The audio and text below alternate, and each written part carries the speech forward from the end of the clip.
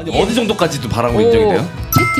채팅? 만난 적이 없어. 위자료가 2천만 원이 나왔어요. 그게 너무 센 거예요. 얼굴 본 적도 없는데. 이럴 거면 간통죄 살려. 살리라. 잡스랑 예. 이혼 전문 변호사 신유진 변호사님 모셨습니다. 네, 안녕하세요. 신유진 변호사입니다. 근데 이혼 전문을 붙이려면은 네. 그 전문을 이제 대한변호사협회에 등록을 해야 되는데 네. 저는 등록을 하진 않았어요. 제가 이제 이혼 사건을 많이 했던 거는 사실은 제가 이제 한쪽 대리인보다는 법원에서 제가 조정위원으로 그 사랑과 전쟁에 나오는 그 사람들이에요? 그렇죠. 네, 그렇죠. 신고 선생님처럼 사주에 뵙겠습니다. 한계에 다달해서 이혼을 결정한 거지. 웃기지 마. 진정도로 하시고요. 4주 후에 뵙도록 하겠습니다. 그 멘트를 실제로 해요? 왜냐하면 그게 실제로 한다 안 한다 떠나서 보통 재판은 사주 주기를 잡아요. 그러니까 그게 편의에 의해서 그런 거구나. 법적으로 정해져 있는 게 아니라. 네네네. 그냥 보통 재판은 한 달 단위로 잡기 네. 때문에 사주에 뵙겠습니다가 되는 건데 네. 사실 솔직히 말씀을 드리면 그 조정을 1회 하는 거나 두 번에 걸쳐서 나눠서 하는 거냐 돈을 똑같이 주는 거예요. 그렇기 때문에 연기, 속행하는 건 별로 안 좋아해요. 한 번에 끝내는 게. 한 번에 그렇죠. 끝내는 게. 조정위원은 돈을 어차피 두 번 가나 한 번 가나 똑같으니까. 한 번 주니까 조정위원은 오늘 어떻게든 조정을 시키려고 애를 씁니다. 4주 후에 뵙도록 하겠습니다. 아니 그러면 이 원고와 피고는 그러니까 귀책 사유에 따라 달라지는 거예요? 아니면 먼저 이혼을 하자고 한 거에 따라 달라지는 거예요? 먼저 이혼을 하자고 하면 일단 원고가 됩니다. 제기한 사람이 원고. 네, 제기한 사람이 원고인데 사실 우리나라는 아직 유책주의라서 네. 귀책 사유가 있는 배우자는 이혼 청구를 못 하는 거예요, 원칙적으로. 그러니까 자기는 잘못이 없고 상대방에게만 있다라고 해가지고 이제 소송을 제기하는 건데 그럼 반소가 100% 들어오죠. 너는 뭘 잘했냐. 그래서 제가 조정을 하다 보니까 이게 변호사들이 중간에 껴갖고 소장을 쓰면요. 네. 그 억울한 점만 딱 부각해서 쓸 거 아니에요. 그렇죠. 이 소장은 돈 받고 쓴 건데 당신도 잘못이 있다는 식으로 쓰면 안 되니까 네.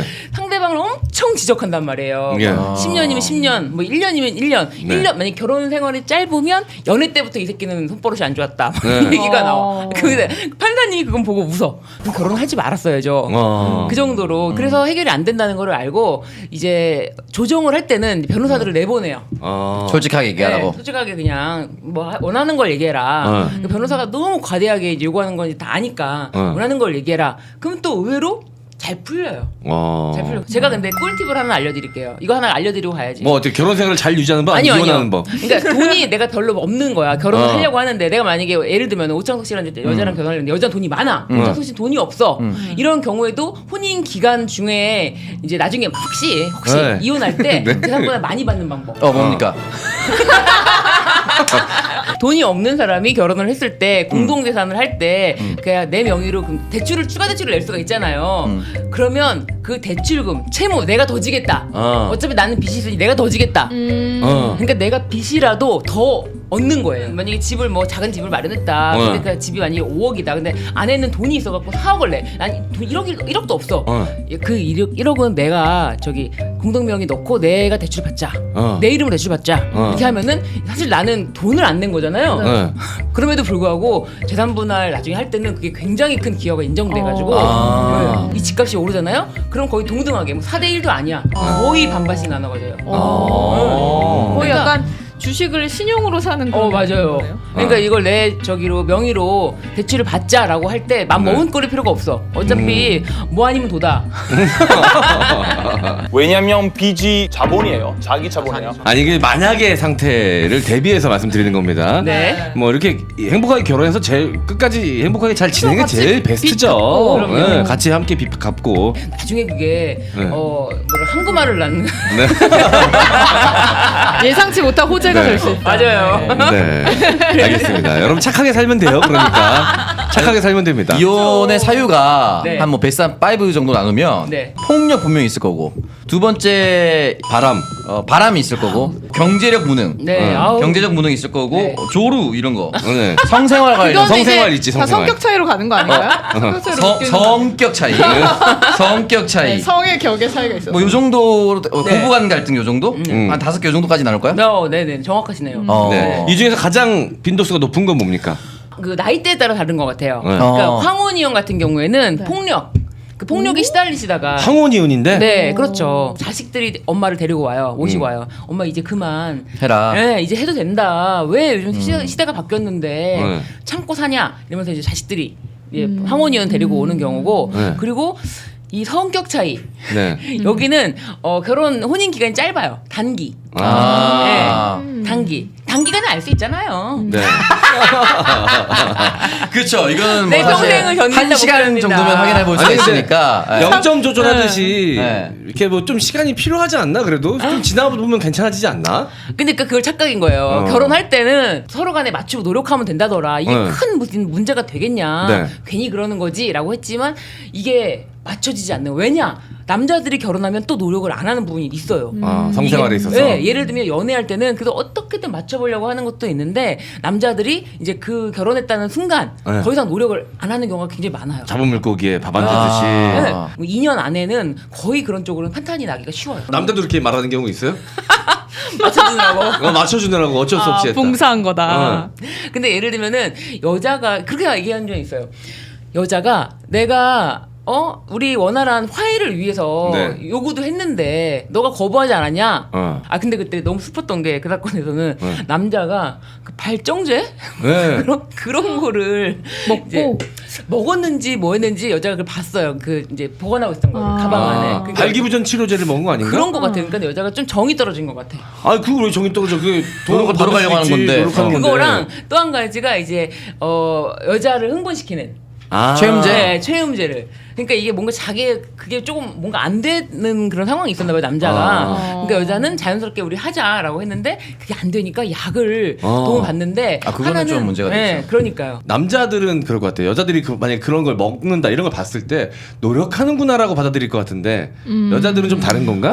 젊은 부부는 그런 거 먹으면 저는 근데 보면 이 젊은 뭘 애가 봤는데 왜 네가 이러지? 이렇게 아니 네가 봤다고 얘기하지 말고. 아니 그런 걸 보게 된다면 얘는 젊은 애가 왜 이러지? 이렇게 생각할 것 같은데요? 나한테 아. 문제가 있네 이렇게는 생각 안 할 것 같은데. 어. 자의식과 맞아요. 아잉인가? 근데 이제 그 생활 때문에 네. 약간 황혼이혼이셨는데도 큰 자녀는 대학을 졸업했고 둘째도 대학을 졸업할 나이니까 약간 황혼이혼에 속하는데도 성 문제 때문에 이혼하시는 분들이 있었어요. 아, 그래요? 그 연세도 네. 근데 왜냐하면 그 남성분은 이제 뭐 예를 들면 그런 그 비아그라 이런 거 도움을 받아서라도 원활하게 계속 하시고 싶으신 거예요. 너무 왕성해. 왕성해서 너무 왕성해. 너무 시도 때도 없이 막 어. 출근 전에도 아내분 일을 하셨거든요. 출근 전에도 막 박지 씨 너무 놀랍다는 표정을 짓지 마세요. 왜? 근데 이게 만약에 맞는 여성분이었으면 정말 그렇죠. 금슬이 좋은 결혼 그렇죠. 관계일 수 있는데 완전 안 맞으면 정말 지옥이지. 네. 경제적인 걸로 이혼할 때가 가장 좀 옆에서 보기에 서글플 것 같아. 맞아요. 남자가 이 경제력을 꽉 쥐고 안 놔줘요. 그 여자한테 계속 용돈 뭐라 그러지? 생활비를 딱 얼마를 달라고 하면 계속 주는데 나 신용카드 얼마 나왔어 줘 여보. 그러면 애가 둘인데도 줘 여보 그러면은 그거를 막 간당간당하게 주는 거예요. 딱 그 신용 불량자 될 거다라고까지 얘기를 해야지. 리볼빙 할 수 있는 최대치 요 정도만 주는구나. 맞아요. 역시 해본 사람이 알아. 또 비타면 저 아니겠습니까? 사실은 남자가 그렇게 쪼들린 남자는 아니에요. 기업의 이제 임원이고 해서 임원이면은 네. 아내분이 너무 힘든 거예요. 이건 정말 이혼 사유가 되냐 이제 물어보는 거예요 저한테. 됩니까? 근데 돼요. 경제력으로 고통을 상대방에 계속 주고 더 이상 회복하려고 노력을. 그러니까 남자가 난 잘못이 없잖아라고 하더라도 그 회복하려고 하는 그럼 여자가 원하는 거를 맞춰주려고 하는 노력이 없는 거를 법원에서는 귀책 사유로 보거든요. 반대의 경우도 있겠죠.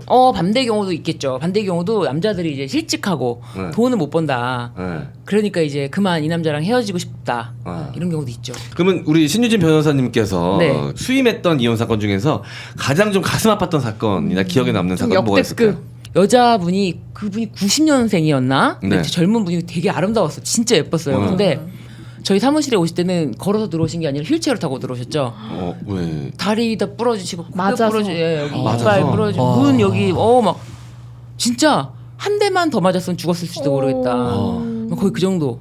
진짜 어마어마하게 네. 폭행을 당하셨었는데 아무튼 그 사건이었어요. 근데 네. 저희 그때 제가 있던 사무실에 그 형사 부장검사 출신 네. 변호사님 계시니까 이건 단순히 이혼 사건은 아니잖아요. 네. 그러니까 형사 사건이랑 연결해야 되지 않나. 그래서 네. 저희 사무실에 오셨던 것 같아요. 그래서 그 부장검사님이랑 같이 상담을 했어요. 이건 너무 지금 죽을 수도 있었다. 그래서 이제 형사랑 같이 고소를 하고 막 진행을 열심히 했는데 네. 그분은 이제 오랫동안 병원에 계시기도 했죠. 네. 근데 그 이제 이혼은 원래 어차피 이제 길기도 하고 애들도 이제 미성년 자녀가 둘이나 있었어요. 네. 심지어 그 이제 어린 나이에도 그러면도 혼자 태어나고 나서도 생활비를 벌고 하려고 했는데 막 콜센터에 취업을 했는데 콜센터 월급이 한 달에 막 120 막 이런데 애 둘을 어떻게 본인이 감당할 수가 없는 거예요. 도저히 감당할 수가 없는 거예요. 그리고 남편은 사실은 근데 그렇게 한번 엄청나게 그런 일이 있음에도 불구하고 지속적으로 용서를 구했어요. 원래 때리는 사람들이 바로 용서 구합니다. 그래서 어쨌든 지속적으로 용서를 구했는데 저는 남이니까 너무 용서하시는 것에 대해서 막 네. 납득이 안 되는데 결국 끝내는 다시 합쳤어요? 네. 근데 여자 입장에서 돈이 또 없고 지금까지 살아왔던 삶에서 뭔가 어떻게 보면 더 추락한다라고 생각을 할 수도 있기 때문에 맞아요. 본인이 이제 유일하게 그동안의 삶을 유지할 수 있는 길이 폭력적인 남편밖에 없다라고 생각을 한다면 그리고 아이들을 봤을 때도 그 아이들 네. 네. 사실은 첫째는 너무 이제 사실은 그분이 처음에 병원에 그냥 제 발로 간 것도 아니고 앰뷸런스 실려간 거거든요. 119에 신고해가지고 그래서 그러다 보니까 첫째 애는 못 데리고 가고 둘째는 원래 친정에 있었어요. 그러다 네. 보니까 그 첫째 애도 너무 보고 싶은데 안 보여주고 계속 시간은 지나가고 애는 너무 보고 싶고 막 여러 가지가 겹쳐가지고 자기가 돈을 벌어서 애를 데리고 올 수 있겠냐 난 저한테 그러는 거에서 데리고 올 수 있다 근데 시간 너무 많이 걸리면 안 된다 그런데 돈이 벌 수 있는 방법이 막막한 거예요. 그러니까 경력 단절이잖아요. 그러니까 뭐 어떤 것도 할 수가 없어요. 그분이 원래는 이제 굉장히 뭐 다양한 뭐 경력이 있었지만 그런 게 조속한 시간 내에 빨리 끊어지잖아요. 출산과 임신과 출산을 맞아요. 통해서 그러다 네. 보니까 삶의 방법이 막막하다. 생계가 막막하다. 결국은 이혼을 안 하신 분 그게 제일 마음에 네. 아프더라고요. 아니 이게 뭐 남녀 그 사회 내에서의 성 역할 뭐 이런 젠더 문제 이런 걸 떠나서 물리적으로 여성은 임신 출산을 하니까 단절될 수밖에 없는 부분이 분명히 있거든. 그러면 또 다시 시작해야 되고 이런 어려움들이 분명히 있을 것 같아요. 아 여기 보면 바람 피는 걸로도 이혼을 하잖아요. 네네. 이제 어떻게 보면 이게 공익성을 제가 만약 한 가지만이라도 띈다면 네. 위에 바람이 너무 넓어요. 너무 넓다. 조심하셔야 된다. 네. 정말 생활 속에서 이 모든 것들은 네. 아니 이게 어느 정도까지도 바람으로 인정이 돼요? 채팅. 채팅? 만난 적이 없어. 얼굴을 만난 본 적이 뭐 없는데. 어플 같은 걸로? 네, 그런가 봐요. 그러니까 그 3년간 근데 채팅 3년간이나 했대. 한 사람이랑. 네. 무슨 요즘에 그런 사람이 다 있나? 안 만나고 채팅만. 3년 동안? 3년 동안. 채팅 순정남이네. 뭐 외국에 있었어요? 그랬어요. 근데 채팅만 3년 동안 했는데 만나진 않았어. 그랬는데 위자료가 2천만 원이 나왔어요. 그것 때문에? 예. 만난 적도 없는데. 어머. 근데 너무 센 거예요. 뭐 옛날엔 간통이잖아요. 간통이 있었으니까. 옛날에는 거의 가서 성행위를 꼭 확인해야 네. 되고 막 그 뭐 정액이라든지 이런 게 네. 확인이 돼야 된단 말이에요. DNA라든지. 네. 근데 지금은 무슨 채팅만 했는데 얼굴 본 적도 아, 없는데. 이럴 거면 간통죄 살려. 살리라. 아, 근데 채팅은 진짜 빡빡한. 물론 이제 그게 바람의 감정이고 마음이 넘어갔을 수도 있다고 생각하는데 와 이게 채팅까지도 인정이 채팅으로 되면 막 뭔가 그런 야한 사진이나 막 이런 거 주고받아. 그 정도는 아니었어요. 그래요? 그냥 사랑하는데 너무 애절하게 사랑하는 거지 서로. 근데 바람 피는 사람들은요. 저도 이제 이렇게 보잖아요. 보거나 뭐 하면은 녹취록 같은 거 보면은 엄청 사랑해. 역시 이제 불가능한 상황에서 네. 더 꼽히는 거예요. 그러니까 막 50대 60대인데 네. 바람 피시는 분들은 정말 사랑하고 정말 애절해. 막 보고 싶고 절절해요. 되게 신기하더라고요. 상간남 상간녀와. 그렇죠. 바람 피시는 분들은 그 성에 대해서 굉장히 거침없이 이제 네. 말씀하시죠. 너무 웃겼던 것도 있고. 네. 뭐 저- 채팅창으로. 아니 이거는 이제 전화 통화를 한 건데 녹취를 한 거죠. 네. 근데 이제 넌 어떻게 하고 싶어? 막 이런 얘기를. 그런 것도 당연히 있죠. 아, 근데 녹취를 어떻게 했어요? 두 사람이 바람 피는데 누가 녹취를 한 거예요? 불법 녹취였어요. 아. 도청을 딴 거네. 네. 내가 그래서 이거 불법이고 이거 어차피 당신도 증거 이제- 인정 못 받으니까. 아니 인정은 돼요. 돼요? 민사상은 돼요. 네. 민사에는 돼? 되는데 그걸 증거로 내는 즉시 내가 형사 이제 네. 형사처벌 받을 수가 있다는 거는 각오를 해야 되는데 아, 네. 도청했다는 거에 대해서. 그렇죠. 그런데 그분은 각오나 됐다. 형사처벌 받으면 되지. 이걸 증거로 쓸 수만 있다면 상관없다. 어차피 증거 만들려고 딴 건데. 그럼 그래가지고 도청을 했을 때 네. 형사상으로는 어떤 정도의 벌금 정도 나옵니다. 흥신소가 네. 앞으로 흥해지겠네요. 네.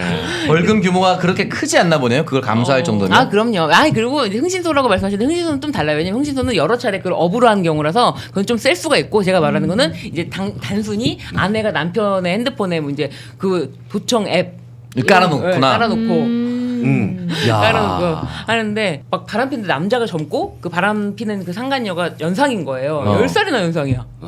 지금 여자분이 너무 억울해가지고 그 남자분이 50대니까 여자분이 60대였죠. 네. 누나 우리 막 누나 걸어 다닐 수 있을 때까지 사랑해 막 이렇게.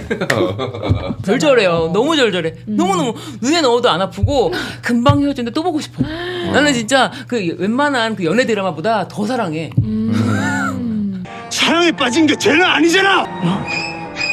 신 변호사님이 역대급 이혼 소송을 어제 막 하고 오셨다. 아. 통화하면서 맞아, 그 얘기 완전 안 했네. 대박이었다고 꼭 물어보라고. 진짜 이거는 약간 저의 과오인데. 네. 아 제가 어저께 좀 겹촉사고가 있어 좀 늦게 도착했어요 네. 법원에. 근데 이혼 법원에는 절대 아이를 데리고 오면 안 돼요. 물론 큰 아들이 고등학생이긴 했지만 그래도 데리고 오면 안 되는데 엄마랑 단둘이 있고 이제 우리는 남자 이제 우리가 온 거였는데 남자분이었어요. 근데 그래서 제가 당연히 엄마가 데려왔겠구나 싶어서 법정에서 이제 조정실이었어요. 조정실에서 아니 아무리 그래도 이혼 소송에서 아이는 데리고 오면 안 되는 것 같습니다. 그랬더니 저희 의뢰인이 제가 드렸습니다. 본인 의뢰인 얘기였어. 앞으로 데려오지 마시라는 말씀을 공개적으로 드립니다. 아 공격 포인트 잡았다 했는데 접촉사고가 있어가지고. 개그 꽁트의 기본이잖아. 법정에 신성한 법정에 아이들이 출교받지 못합니까? 아이를 왜 데려옵니까? 제아입니다.